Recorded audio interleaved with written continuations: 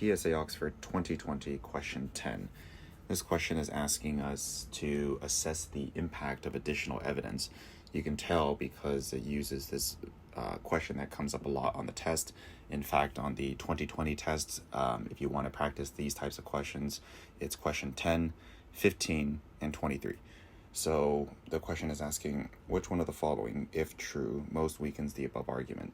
So what we need to do is identify the original argument made in the passage, and then we assess the impact of the answers. So then we apply all 5 answers to the passage, what the passage is trying to argue, and we find which one most weakens the argument. So sounds pretty straightforward. Let's jump into it. Despite the government's promise to be more business-friendly, plans have been announced to change the law regarding the paid leave that couples are entitled to take following the birth of a child. This will allow new parents to take more time off work than under the current regulations. It is claimed that the current legislation makes it difficult for those with family commitments to manage all of their responsibilities, but it needs to be recognized that businesses, and in particular small businesses, need to operate in a way that guarantees that staff are available to do the jobs that need doing. The new proposals are undoubtedly going to make the system more complicated and could dissuade businesses from employing certain groups of people. They should be opposed. Okay, so that sounds like the sort of conclusion of the passage, right? The passage is saying that the new family leave laws are not going to be good for business. They could dissuade the businesses from employing certain people, such as those who are expecting children or married, things like that, and they should be opposed. Okay, so let's assess the statements, right, and see which one most weakens that argument, that conclusion. The example given is only one of a range of measures being proposed. Okay, well, that doesn't help, right? We're talking about this one new regulation about paid family leave.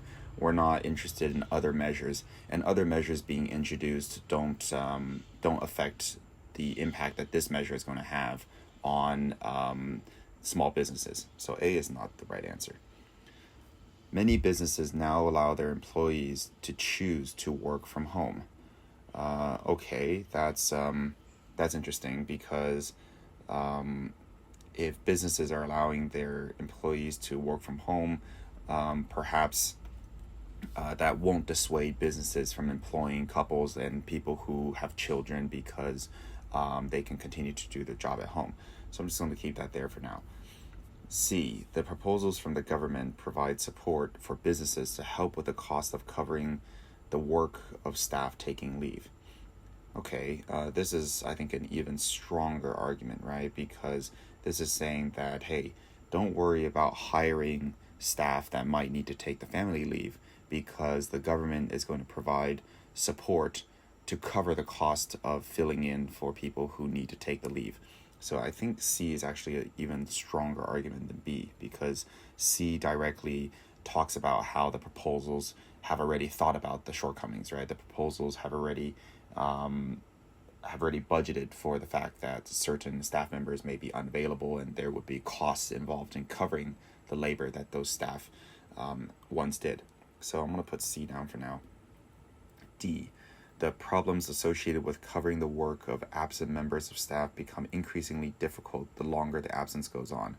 Okay, so that doesn't help at all. That, if anything, that strengthens the argument, right? The argument is that it would make the system more complicated, and it would be difficult to get staff to do their jobs because they're taking leave. So D actually strengthens the passage's argument. It doesn't weaken the argument. So D is not the answer. E, the proposals will increase the amount of leave that employees are allowed to take in other circumstances as well following the birth of child. Okay, again, that strengthens the argument, right? That strengthens the argument that businesses will be more burdened because employees will have more rights to take leave. So E is not the answer. Remember that when you do these passages, you have to take your personal opinion out of it, right? You have to assume that the passage's argument is true, and then you have to assume that the answers A to E are also true. That's the only way you can approach these questions. You can't bring your own personal opinion into it. So however you feel about family leave or workplace rights or employee rights. Don't bring those into the question. So again, between B and C, C is definitely the better answer. I think B is one of those where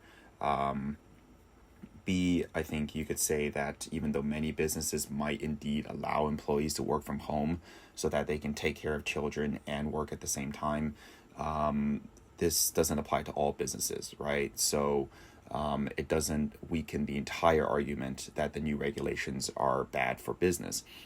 In order to completely weaken that argument, you have to look at C, which says that the proposals actually provide support for businesses to help cover the work that employees on leave would need to do. So the answer here is C.